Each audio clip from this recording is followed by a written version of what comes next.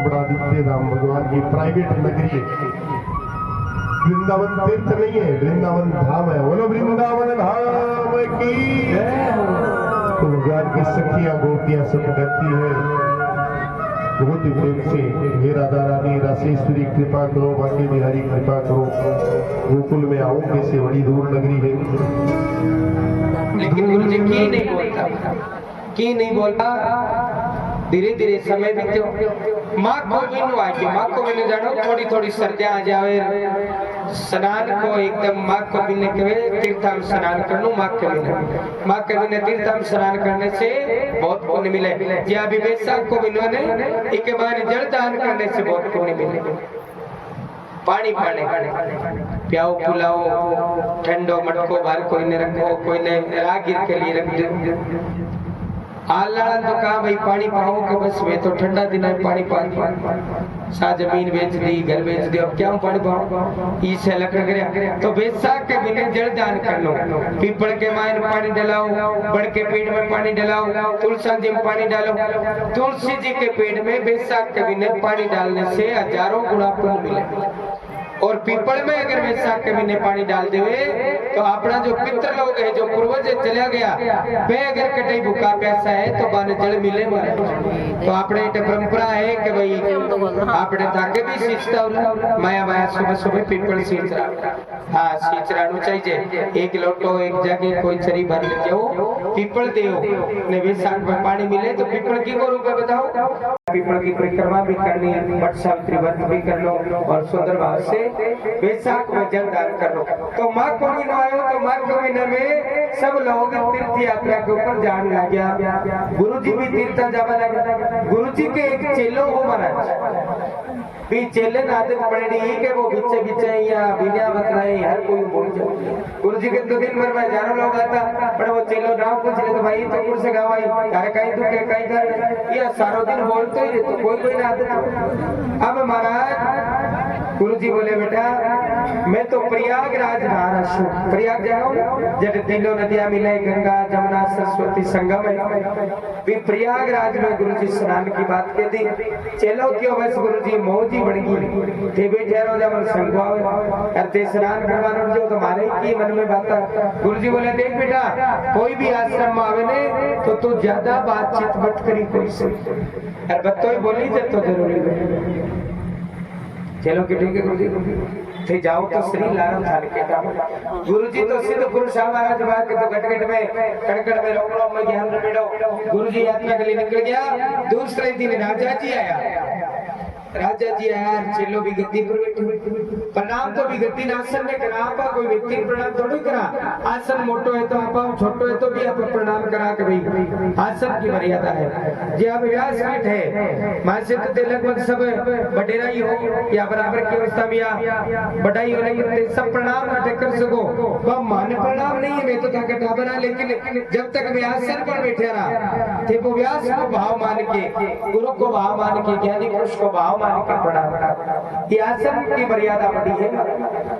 इस प्रकार से गुरु जी के जाता ही चलो आसन पर बैठे हो। राजा जी आया, आज चलो एकदम पूरा नेटवर्क आइड चार मेर। राजा जी पूछ लियो राजा जी कई बात है पार्वत में कई दिन हो संख्या ही देवता बढ़ाओ,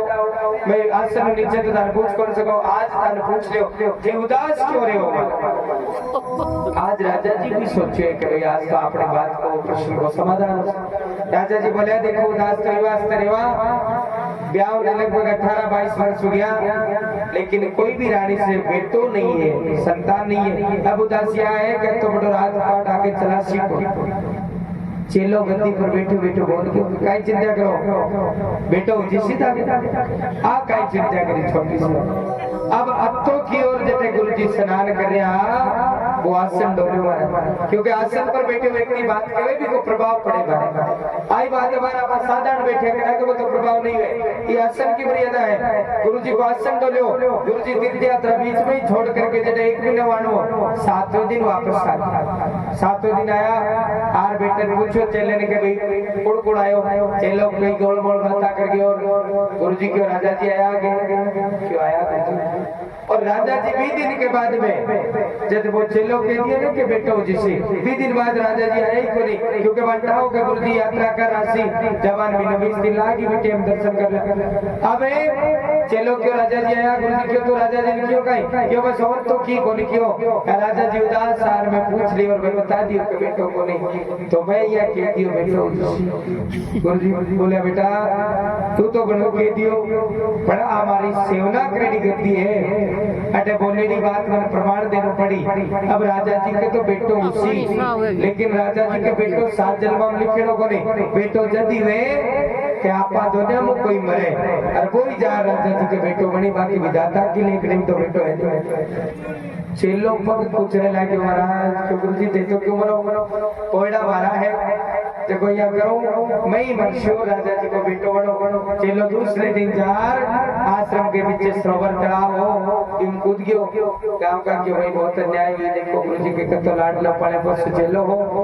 चलो गयो 9 महीने सहयोग कोई गुरुजी को जो चेलो है राजा के घर बेटो बने राजा अब बात केवल गुरुजी को चेलो ही जाना बाकी तो राजा तो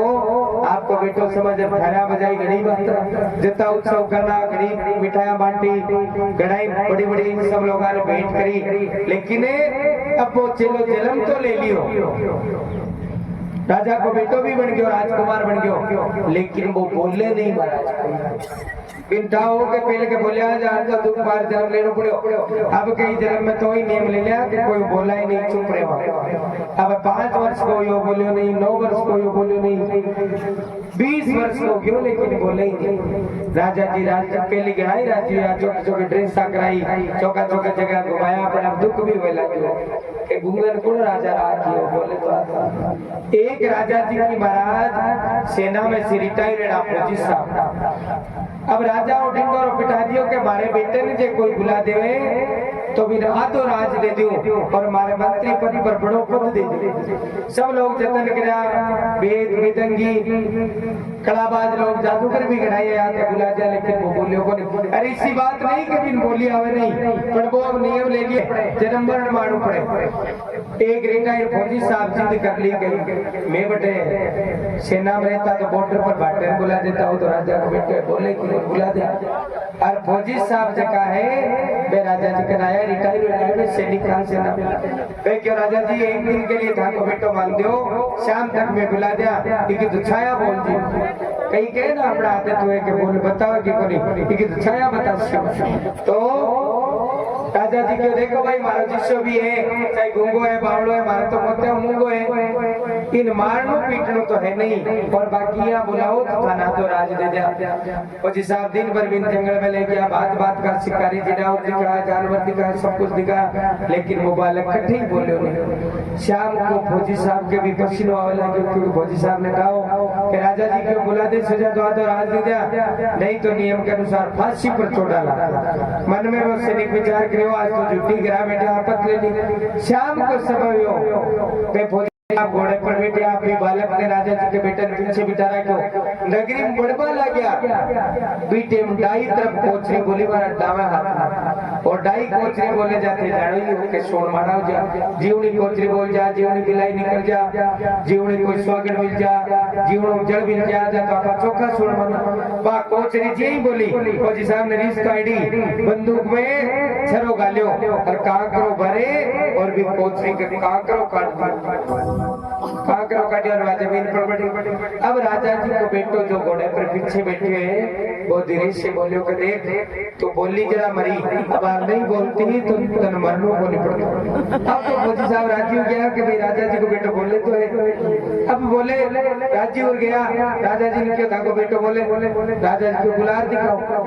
अब वो काबर पाक चुप हो गया एकदम एड़ो फौजी साहब को पकड़ा कह रहे बेटे का बाप एक बार बोल जा बनो राजा सुबह फांसी पर छोड़ी लेकिन वो बोले नहीं अब एकदम फौजी साहब प्रमाण गिराई दिया कि देखो बटे में छरो मारे होगा कोचरी हाल तो शायद कुत्ता भी ले दिया बोले लपटे पड़ी लेकिन वो बच्चों बोले नहीं राजा जी क्यों ना मैं तो जल्दी बना कि मां को कुंवर बोले अब नियम के अनुसार दूसरे दिन गांव के बिचाले महाराज भी सैनिक ने फांसी को आदेश राजा जी कर दियो, जला दिया। लेकिन राजा भी समझदार है कि आपनो सैनिक गलत नहीं हो सके, झूठ नहीं बोल सके, आपने सेना में रेडो है, आपने देश की सेवा करडो है, तो जरूर आपनो बालक बोलतो उसे। तो राजा जी आपके